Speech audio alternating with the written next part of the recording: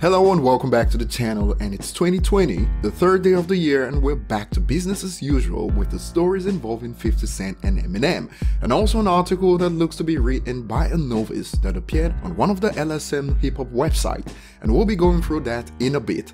If you missed my last video, you can check it out at the link that pops up now, and that one is about Eminem smashing an all-time hip-hop record 20 years after his debut, and also clues that indicates that something might be going on between Royce the 5'9" and Yelawolf.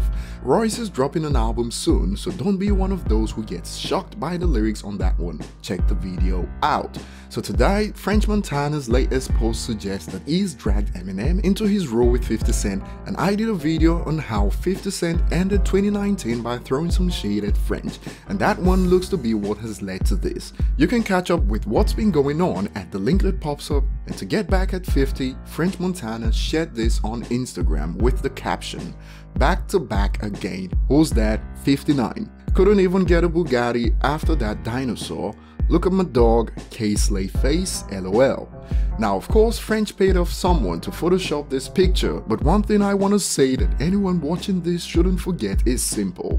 It's all fun and games until Eminem gets involved, and we know how everyone is gonna against love to play the victim as soon as Eminem jumps in, because it only makes headlines when the biggest player is involved. We saw a recent example when the eunuch who lied that Eminem was picking on him, and that was why he had to release 3 diss tracks to defend his mama ex, when those who paid attention to baiting interviews all year knew he went on a press run talking about Eminem constantly, but when Eminem gets involved they cry bully. Now I actually like French Montana, and I hope it doesn't get to that, but if it does, he can only blame himself for this, and I'll be here making videos breaking down how he got trashed by Eminem even though I like him, because he also has to be accountable regardless for involving Eminem in this with a fake photo. Now before we get to the next part of the video, remember to hit the like button if you enjoy content like this, and if this is your first time here, you can join us, hit the subscribe button and turn on notifications to never miss an upload. So the next part of the video is quite hilarious based on the current anticipation for Eminem music and the stats that we've seen recently about the demand for content from Eminem. But here we are, and we have another LSM tool writing trash articles involving Eminem, and I hope this writer doesn't have a degree or any certifications for journalism, because I believe even middle schoolers can do better. So the article is titled 10 rappers who shouldn't drop an album in 2020, and guess who comes out as number 1? We know the number 1 artist in the world when it comes to directing traffic to your site, Eminem, and let's see what he has to say. Marshall Mathers has undoubtedly secured his place as one of hip-hop's GOATs, but there's no denying that his recent batch of releases have been subpar. These days, Eminem grabs more attention for his petty beefs than his actual music.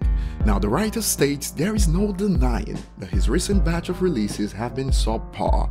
Now a quick search on the internet will show that by nearly all metrics, critical reception, fans' feedback on social media from Reddit to YouTube, commercial success and even streams, that most people regard Kamikaze to be a step up from Revival. In fact, Revival was the only Eminem album to get panned by critics and fans, and that's 1 in 4 solo albums released the last decade, and that writer states there is no denying that his recent batch of releases have been subpar. Homicide was Eminem's biggest song of 2019. Homicide also got the most attention, and I don't recall Eminem dissing rappers on that song, so another lie in the article. And the petty beefs in 2019 were never started by Eminem, so there goes what I was talking about earlier, that because Eminem is huge, he's always seen as the bully. Let's continue. Despite having all the money in the world, Slim Shady is a notorious workaholic. That being said, rapping fast and being prolific doesn't make you a great artist. When Eminem recently showed up on Griselda's generally stellar WWCD, he was the weakest link. And once again we get the grand illusion that Eminem is just rapping fast, and at this point, despite all the lyrical breakdowns that you can find on this channel and many others, if you still believe that, then you can't be saved. "You're too far gone." It was brought to my attention that Chris D'Elia also thought the same initially before he met Eminem, and when Eminem broke it down to him, he realized that he was just too slow to understand the genius of breaking down the bars. I've listened to What Would Shin Do by Griselda, and you must have something against Eminem to believe he was the weakest link on the album, or maybe someone who doesn't listen to Eminem generally, but you'd be in the minority, as relevant as a drop of water in the ocean. I'll give you an example. Bang, the version with Conway and Eminem, currently has more streams than the entire WWCD album.